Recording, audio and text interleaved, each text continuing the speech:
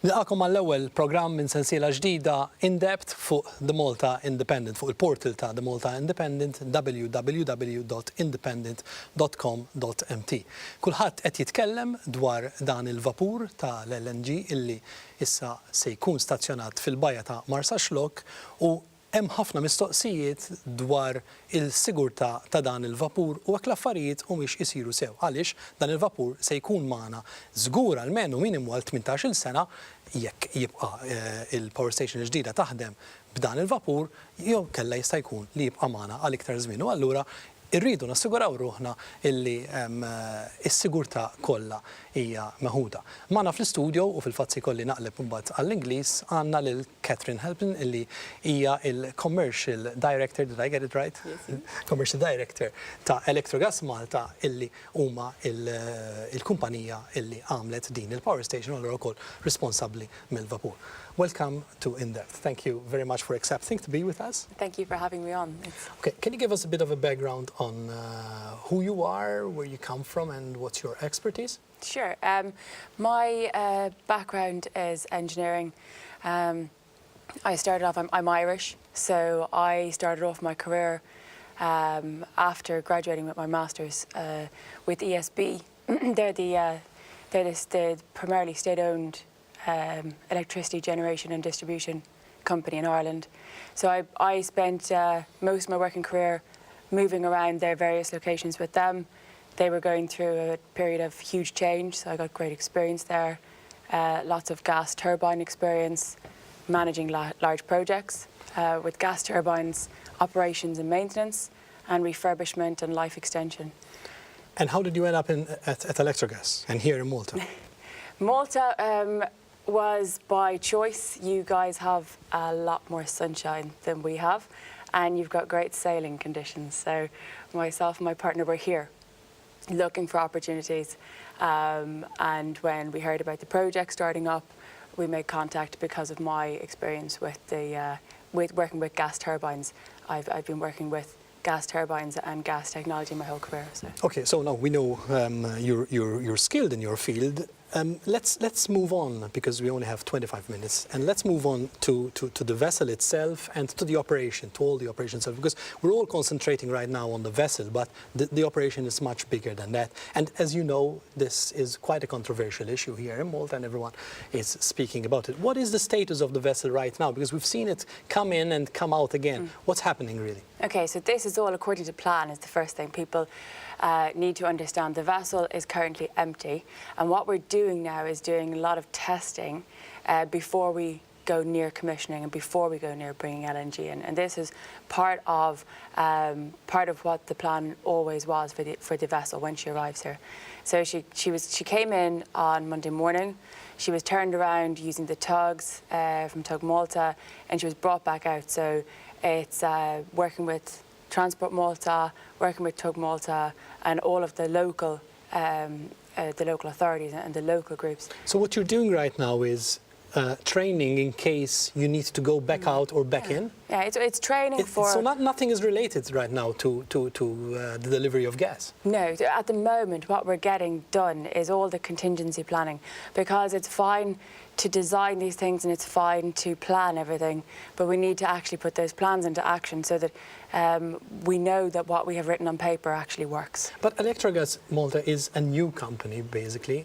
So what experience does the company have in such a big operation that could impact all the Maltese island? I mean, we're so small here, and you know, we're hearing a lot of things, and let's hope we debunk a lot of them now during this interview. But you know, we're so small, so it's pretty obvious that we will be worried, even on the fact that this is a new company with basically no experience at all in this field, and suddenly they end up with this big tanker in one of the most picturesque bays in Malta, next to a power station. Okay, I think all your bays are picturesque, personally, but for sure, who is Electrogas? We are a company that has been formed by 3 very experienced shareholders. So we have Siemens as an equal shareholder, and SOCAR and GEM, and between them it's about project delivery, it's about LNG industry. But it's and not to about the power. running of the operation. For the running, you'll notice that what we've done is we've contracted with ESB International to run the power plant. They run these all over the world, their own and also on other people's behalf. They have established systems, safety systems, they've got competent staff they're bringing in, and also then we're having local staff recruited. On the gas side, we are bringing in Redundancy. Redundancy are a Spanish company who run a terminal themselves in Spain, a very large, a very successful terminal with an extremely good safety record. And then on the FSU, Bumi Armada, I think it has been explained before, they still own the vessel. We're chartering the vessel from them. Bumi Armada is a member of SIGTO. They have competent staff on board. All their staff have LNG experience. It's a prerequisite. Okay. So a lot of expertise, a lot of people who know what they're doing, yet we're going to have this big LNG tanker in the middle of the bay. Can you tell me that you are comfortable with this solution and you wouldn't have preferred that a quay would have been constructed and the LNG tanker would be away from the bay, away from the town? Wouldn't that have been a better solution? No, because in actual fact, yes, I am comfortable with the design and with the layout and with the spread mooring system, which we will use to hold the FSU safely during southerly storms.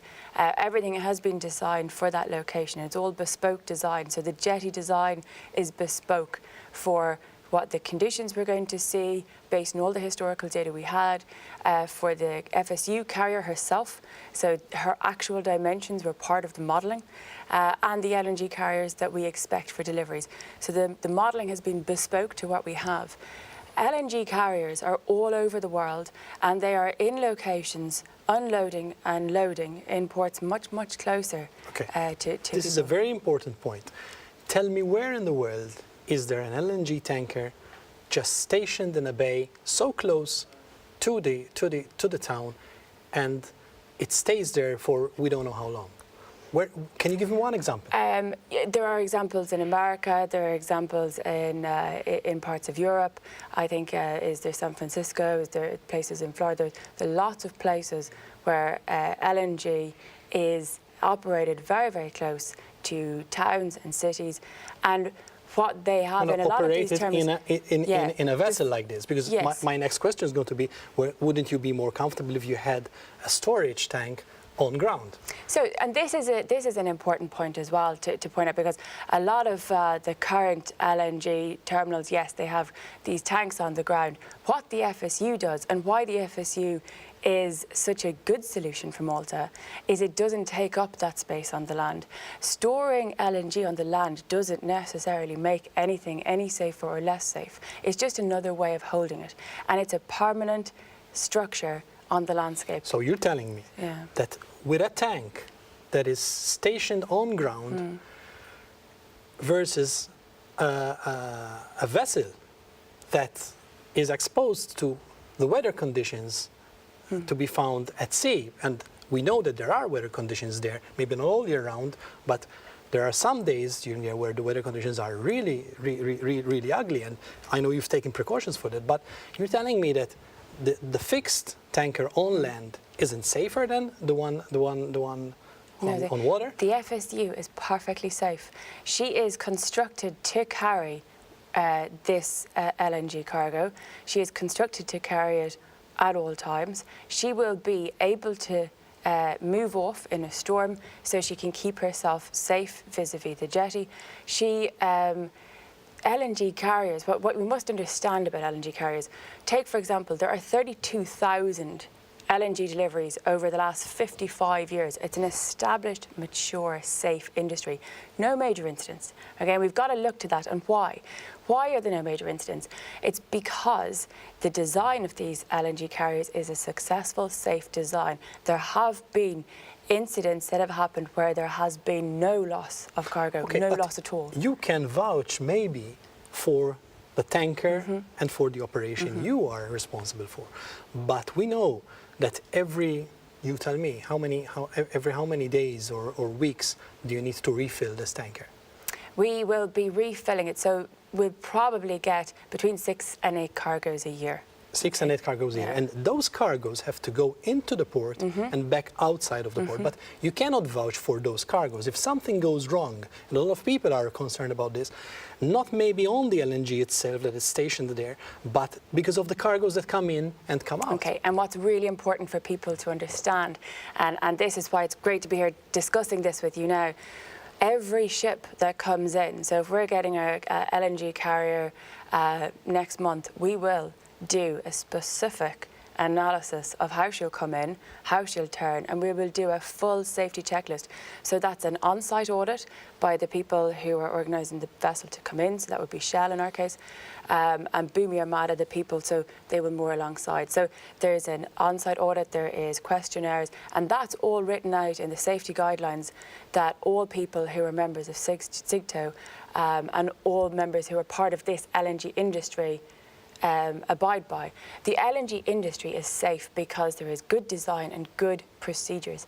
And the LNG industry, people in it, are very proud of that record, and they are very, very stringent about no vessel will come in without us having looked at how is the ship-to-ship transfer going to happen, what are the safety concerns. We will do a hazard and HAZEP on all of these operations. Okay. So if there is a storm that could hit badly the LNG tanker, you've told us that it is already prepared and planned that it would move away from the jetty and go where?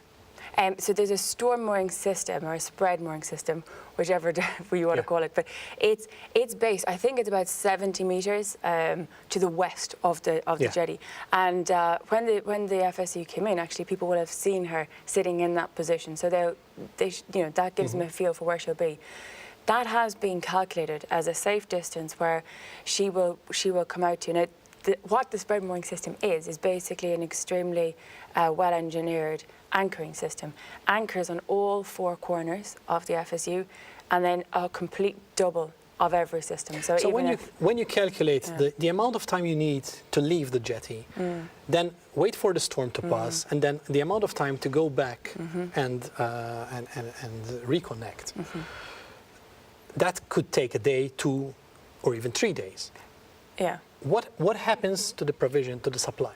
So first of all, when we modelled all of this, what we see is these short Mediterranean storms, and we need to look at, first of all, the jetty is designed to withstand up to quite a high level, okay? And the envelopes on the transfer to shore, there's very, very high-tech equipment. It's state-of-the-art equipment that's fitted. So when the decision is taken to leave, it will be taken in advance of conditions reaching a stage, okay? So that's the first thing, that there will be a conservative call made by the FSU captain. Now we are disconnecting from the jetty, and as you quite rightly point out, then obviously we don't have gas. We haven't got hoses that will reach into that position. So what happens? The power station wouldn't be delivering energy to the client, to the government? Our client is then in Malta, and so we absolutely and no, that's fine. But no, we find it hard to distinguish them. Okay, I know who rings me. I know who rings me on a Monday morning. So, yes, true, but with such a small island, everything is. And this is the thing. When I worked in ESB, Ireland is equally a small island, which is why I've really found it easy to move from one island to the next. The same concerns. So Malta wouldn't be getting energy from electric They won't be getting. So our new gas turbine is a gas turbine, okay? But Malta does have. They have dual fuel, and I think that there's the interconnector there. So we would always, this is not my. I'm not the distribution system operator, so I can't really comment. But for me, it's quite normal. We would be down for maintenance at some point. What we've done is we've designed our systems for such a high level of redundancy that downtime is eliminated.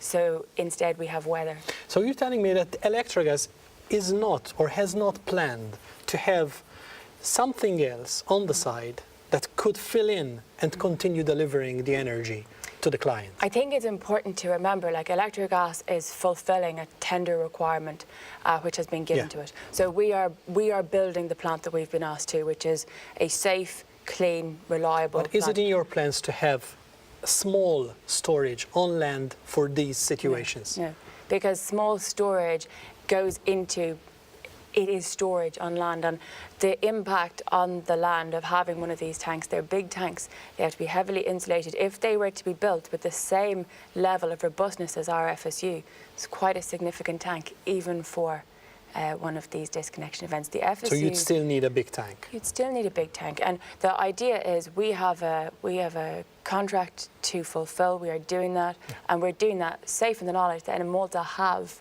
their contingency plans and their overview well mapped out. Okay, so we have to take your word and Electrogas' word that this is all safe and sound. But as you know, there's a report, health and safety reports, an impact of the safetiness of this operation that hasn't seen the light of day yet. We promised that it will, but have you seen this report? Oh yes, for sure. I've been involved in making this report. And we have also had process safety experts from AECOM in their French office, is their process safety office, have been writing this report. We have submitted it to the authorities. The authorities have engaged with an independent expert, George Papadakis. Yes. He has reviewed it in detail. We have run on the marine stuff alone about, I think, 377 scenarios. We have got our results. They will be getting published. The results are not as alarmist as has been feared in the past. Obviously, I can't divulge what those are, but no, I'm not asking you to divulge. What I want to know, and what I'd like you to tell us, if you can, or at least tell us what you can from what you've seen. Has the independent expert, or has the report asked Electrogas to make changes, significant or not, but have you been asked to make particular changes after the completion of the report? So what's quite a normal process, okay? So you start off with the initial development study, okay? And at that time they're saying we will do these studies and we will work through. And so we've done those studies, we've done hazards and hazards, and of course there have been a valve that will have changed position. There will be, because we look at what if this valve has a problem and what direction will, so everything, X, Y, Z on each part of the plant. Did you ever find yourselves in a position where you had to go back and say, yes, you're right, we should do this, but this is going to cost X, Y, Z, so it's not part of our brief, we can't do it. No. When it comes to providing a safe plant, that is our number one priority. So there has been on no occasion any time where any of the changes suggested, and they're minor changes now. What we're talking about is the orientation of a certain piece of plant because it needs to be in a certain distance away from another piece of plant. That's what we're dealing with here, and there has never been the question of money when it comes to safety. No. It's all about delivering the safe plant. What is important is that's a natural process of design. So you do the design and then you get all the competent people around, because the designer loves his design, but he needs other people, or she needs other people to come and critique it. And that's what the HAZUP does. It's with competent people who understand process safety. And they will come along and they'll say, well, no, you haven't done this. Minor tweaks. When is the power station going to be commissioned? When is it going to start working? What's important now, and I know everybody's looking for the key dates, but what's important now is the steps that we're going through at the moment. So we need to get the FSU safely tested without LNG. We need to get the FSU hooked up to this spread mooring system and test that without LNG. Then we need to go to the jetty and do an awful lot more simulations there. Then we can begin to look at operations. How long, from an expertise point of view, how long does this take? All the things you've been telling me. At the moment, so construction is ready, okay? Construction's ready, we're ready to go. At the moment, what we're really waiting on is the permit process, and that's with the authorities, and that's where we're working with them. So when are you ready to go? We'll be ready as soon as we get a permit. We're ready to go. You're ready to go. Yeah. So it's all set up. You can just put the vessel in place. And then, so we're ready to go. And, you know, within 3 weeks, I would guess, all going well, okay, of having a permit, we can start to be operational. And you know why I'm asking you this? Because as you know, as citizens of Malta, we've been promised this whole operation to be done in basically 2 years. I think it's not doable in 2 years, right? So if someone else in the world will be watching this show and they want a free advice, you wouldn't give the advice to do it in 2 years, right? I'm not going to go there if you don't mind. I mean, for us, we're just focusing on getting this in and safe. That's the only thing we care about. Yeah. You know, whether it can be done in 2 years, yes, potentially. If that's up to other people, it's up to other projects. Every project is different. What's important is there's a process for us to follow, and we're now talking with the authorities about following that. Okay, now you're going to be the kings of the bay, because obviously you're running the most important operation for our energy supply. How are you going to live with the other partners in the bay? And apart from the people that live in the town, I think you know what I'm getting at.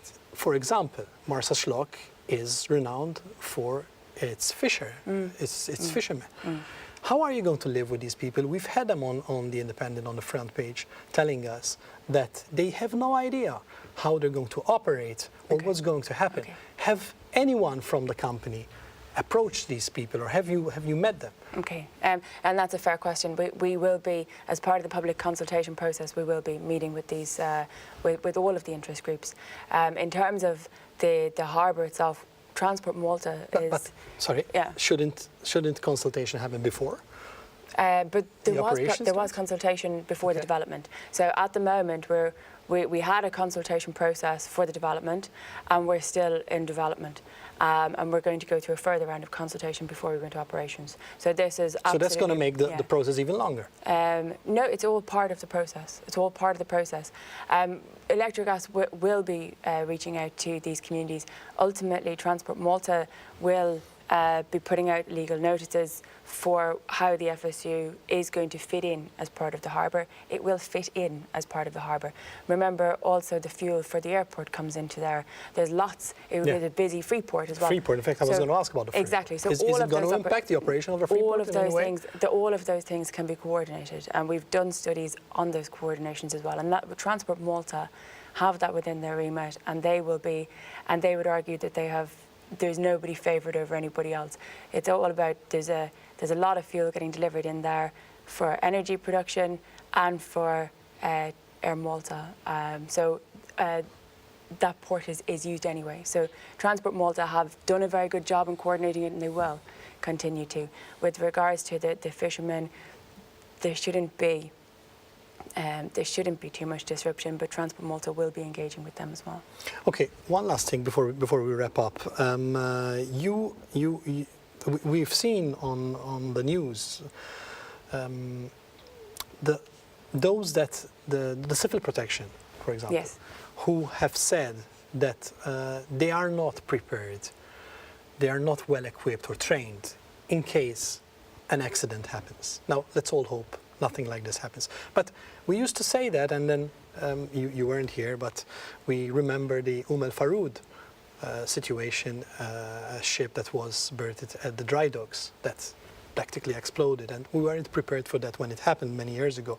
So if there had to be an accident, be it big, be it small, aren't you concerned, or have you delved into this area, that the country may not be well prepared to handle the accident? I don't think that's correct. I can't speak for CPD, but I know that Electrogas staff actually went on the same FALC LNG safety training course as the CPD. And the FALC engineer, Ronald Peters, came to our site, and his comment was that we fitted state-of-the-art equipment. You must remember, we have automatic detection systems and we have automatic fire suppression systems. We have the CPD, I think, are getting training. It's up to them to answer questions on their preparedness, but we are dealing with them. And so I wouldn't have those concerns. LNG industry is safe because the design is safe and the procedures in place are followed and they're safe. But we have politicians from both sides of the spectrum agreeing that it would be ideal to have a gas pipeline.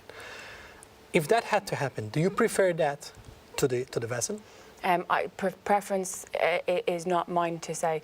If the No, but government, you do have an opinion. You're But well for- read, so you do have an opinion. Okay, I'm an engineer and I'm in this industry. Yeah. For me, the FSU provides a safe gas supply for Malta. Okay, and so with a gas pipeline, if the government are putting one in, we can move. And the beauty of our FSU is it can be removed. So for me, what I would like to focus on is the fact that the FSU is not something to be scared of. The FSU is going to be run by professional people with years of experience in the industry, by industry standard SIGTO compliant companies, and electrogas. We're not here to operate anything other than at best standard level. Catherine Halpin, thank you very much for being on INDEPTH. Nirringrazzjakom tal-li kontu magħna, stennew programm ieħor fuq www.independent.com.mt.